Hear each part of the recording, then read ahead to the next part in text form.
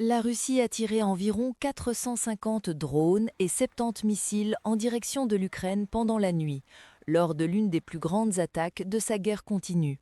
C'est ce qu'a déclaré le président ukrainien Volodymyr Zelensky, peu avant que les représentants des deux pays ne participent aux pourparlers médiatisés par les États-Unis à Abu Dhabi.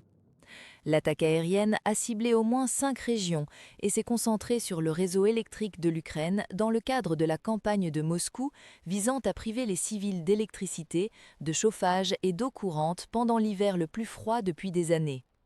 Au moins 10 personnes ont été blessées, ont déclaré les responsables. Exploiter les jours les plus froids de l'hiver pour terroriser les gens est plus important pour la Russie que la diplomatie, a déclaré Zelensky. Il a demandé aux alliés occidentaux d'envoyer plus de fournitures de défense aérienne et d'exercer une pression maximale sur la Russie pour mettre un terme à son invasion à grande échelle qui approche maintenant de sa 4e année. Comme indiqué plus loin, l'attaque a ciblé les centrales électriques opérées par DTEK, la plus grande entreprise privée d'énergie en Ukraine, marquant la 9e grande attaque contre les installations de l'entreprise depuis octobre.